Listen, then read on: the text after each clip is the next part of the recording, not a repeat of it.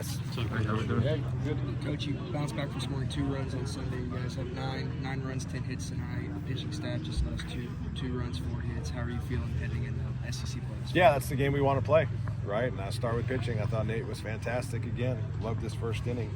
8 pitches, 3 outs. He set the tone. Got a huge shutdown in the second. Worked around first and second, no outs in the third, and was able to just give up the one there. And then his 4th and 5th innings, again, there's some of his best innings as he goes. 7 pitches, 3 outs, great shutdown. Then 9 pitches, 3 outs, got 3 flyouts. So I thought he was fantastic. Loved the job that Tristan Hunter did. Came in, attacked.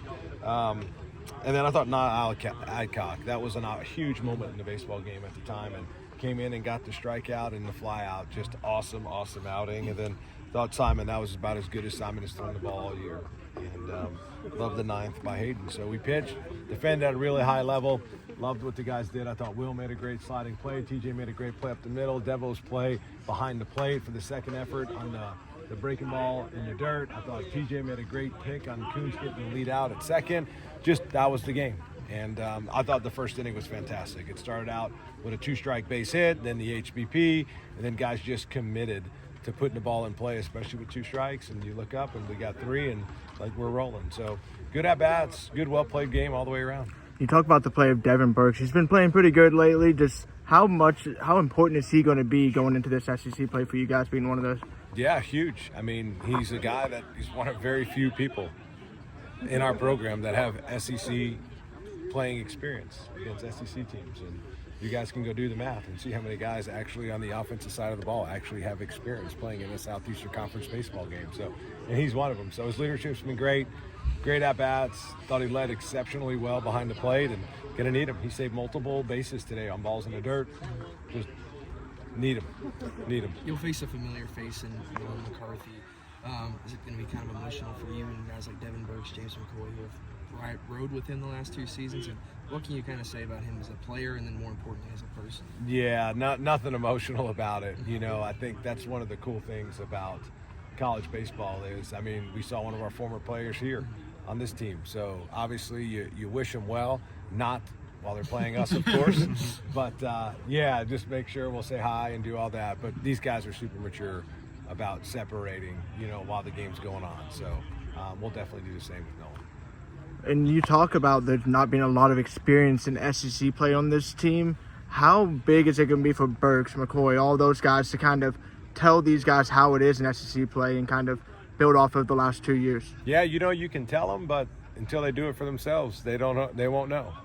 So you can tell them all about it. And what I would hope that our guys do is, yeah, it's SEC play, but you got to approach it like we approach every other game, right? Like, hopefully we've done a good job as coaches training our players, and we're not competing against the opponent, like we're competing against the game. And they need to do that same thing. If they try to do something different, they'll be an extremely mad head baseball coach. You've always spoke on hot starts for this team and how important they are. They got off to one tonight, and Nate kind of talked about how that helps him on the mound. Can you talk about how important hot starts are going to be going forward? Yeah, especially when you have a freshman on the mound. I mean, it's just super important to give that guy a lead. And, as he gets older and he continues to get out there more and more, he'll just keep going out and making a quality pitch, and then the next one. But anytime you can get a lead, that definitely helps. And we've been able to do that. I'm proud of the guys of their starts. I think that's absolutely crucial. So let's keep doing that. Tell the guys when you talk to us, keep doing that. Coach Luke says one night at a time, and you have that same mentality, it seems like. But when you're going against, Georgia, who's ranked as high as number 3 by some people, how do you assess that on a game-by-game basis? Yeah, that's the one thing I'll tell you that our guys have done a really good job of in recent years is it doesn't matter who we're playing. With all due respect, like we respect every opponent, and they're a great team. Make no mistake about it. But our focus needs to be on us and what we do.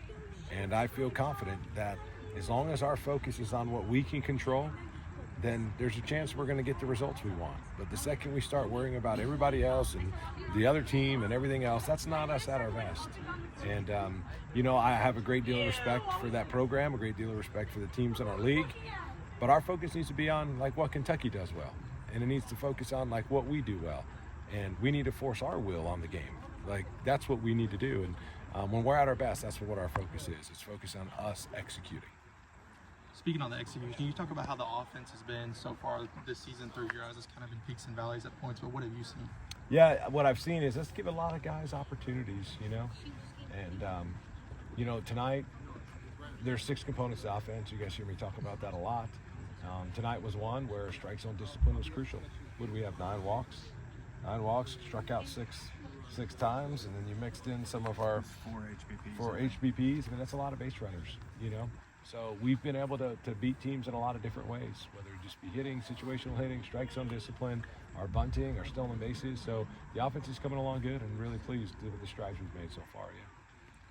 This team has shown the ability to win in a wide variety of ways. I mean, the last 3 wins are a great example.